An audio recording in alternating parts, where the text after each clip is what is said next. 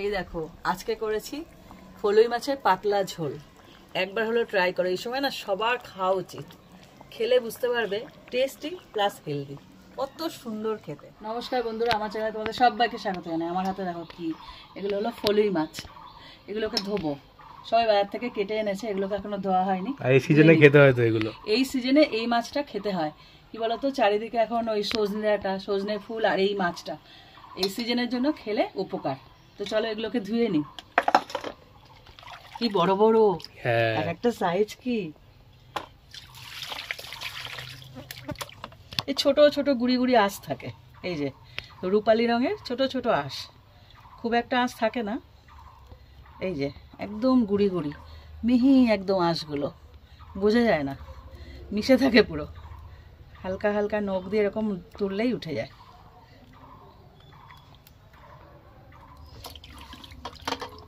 তো এগুলোকে আমি আস্তে আস্তে ধুয়ে নিই, ধৈর্য ধরে কাজ করতে হবে।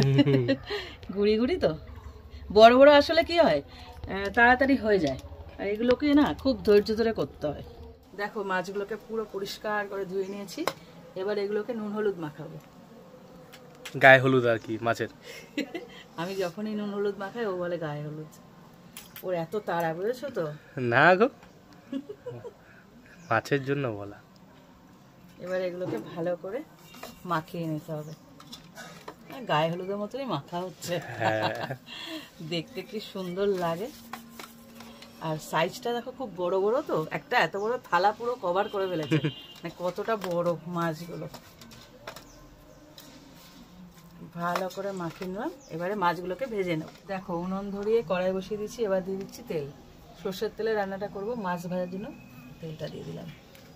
একদম ডিপ করে ভেজে নিতে হবে, লাল করে। তেলটা পুরো গরম হলে তবে মাছটা ছাড়বো। তেলটা পুরোপুরি গরম হয়ে গেছে, একটা একটা করে মাছ দিয়ে দেবো।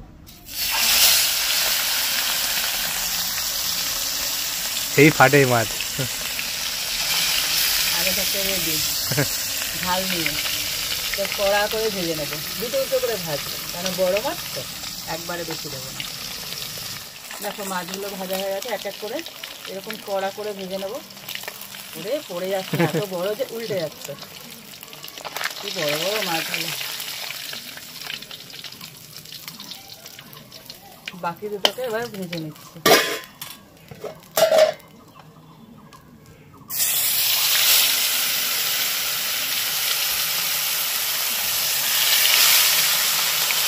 বলছি পাবদা মাছ ফাটে বলে না, এই মাছ ফাটে।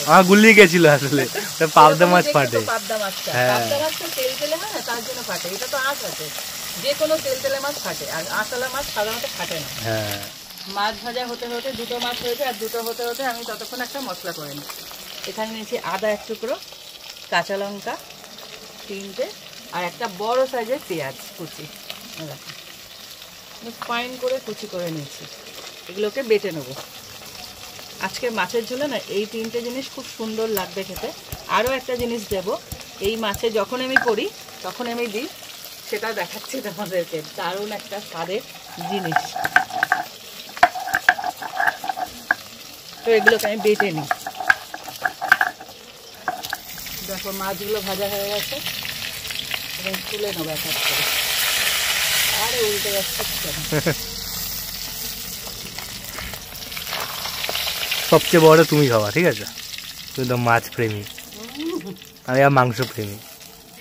এবার এই তেলের মধ্যে দিয়ে দিচ্ছি 5 ফোড়ন আর সজনে ডাঁটা আর আলু। প্রথমে আলুটাকে ভেজে নেবো, ডাঁটা ভাজতে হবে না, আলুটাকে একটু ভেজে নেবো।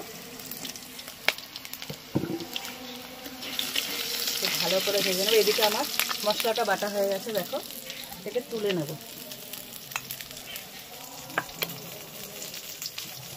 পেঁয়াজটা না এরকমভাবে বেটে দিলে না অসম্ভব সুন্দর লাগে খেতে মাছের ঝোলে। আর যেটা তোমাদের বলছিলাম, একটা সুন্দর জিনিস দেবো। এই মাছটা আমি যখনই করি তখনই এই হলুদ আছে না, হলুদ, কাঁচা হলুদ, এই কাঁচা হলুদ বেটে দিয়ে নিই। আমার খুব ভালো লাগে। প্রথম কথা, এই মাছটা খুব উপকারী মাছ। এমনি আমরা মাছের ঝোল খাই স্বাদের জন্য, কিন্তু এই সিজনে এই মাছটা খাওয়া উচিত। তার জন্য এই মাছটাকে আমরা একটু হেলদি করে করার চেষ্টা করি। তো এখানে আলুটা মোটামুটি ভাজা হয়ে গেছে, এই সময় দিয়ে দেবো ডাঁটাটা।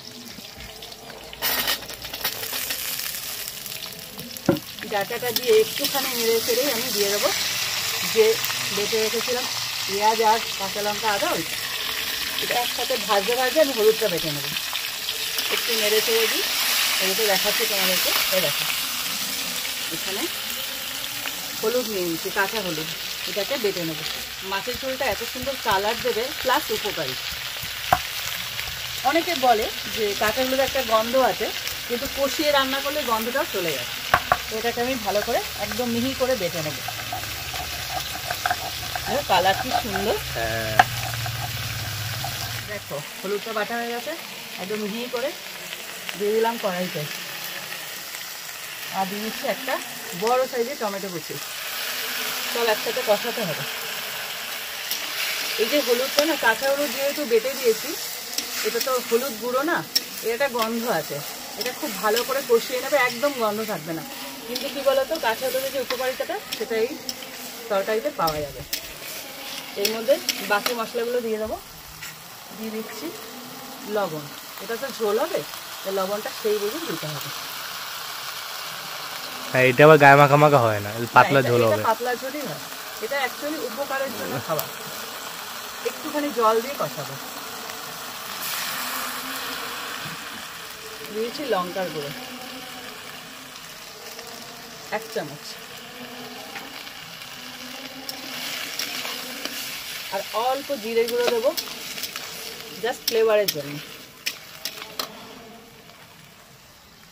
একদম অল্প। এটা শুধু কষানোর পালা। ঠিক আছে, কি সুন্দর একটা কালার ছেড়েছে হলুদ দেওয়ার জন্য। এটাকে ভালো করে যতক্ষণ না তেল থাকে কষিয়ে নেব। দেখো খুব সুন্দর কালার এসছে, তেলও ছেড়ে দিয়েছে। কষাতে কষাতে এরকম যখন তেল ছেড়ে দেবে তখনই দিতে হবে জলটা। আর কাঁচা হলুদে কিন্তু কোনো গন্ধই আসছে না, কষানোর মাধ্যমে পুরো গায়েব হয়ে গেছে ব্যাপারটা। হ্যাঁ, এবার দিয়ে দিচ্ছি জল।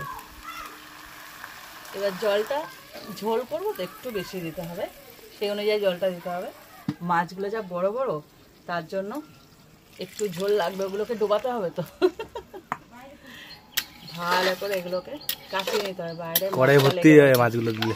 হ্যাঁ, কড়াই একদম এপার ওপার হয়ে যাচ্ছে। এগুলো ফুটে উঠুক আগে। দেখো ঝোলটা ফুটে উঠেছে, যখন দেখবে ডাটা আর আলুটা মোটামুটি সেদ্ধ হয়ে গেছে, একদমই সেদ্ধ হয়ে গেছে, তখন দিয়ে মাছটা ছেড়ে দেবো। কেননা মাছটা দেওয়ার পর 2 থেকে 3 মিনিট ফোটাবো, তখন মাছের ওই ফ্লেভারটা ঢুকবেই, শেষ কাজ। মাছের নির্যাসটা ঢুকবে, তখন গিয়ে মানে ঝোলটা টেস্ট হবে আর কি। এটা এখন আলু আর ডাটা সবজি হয়েছে। হ্যাঁ, এটা খেয়াল রাখতে হবে। দেখো আলুটা সেদ্ধ হয়ে গেছে, দেখো এই সময় দিয়ে দেবো মাছটাকে।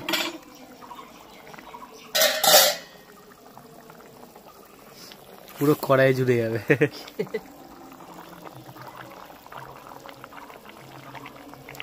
আর একটা দেওয়ার জায়গা নেই, তলায় দিয়ে দিতে হবে।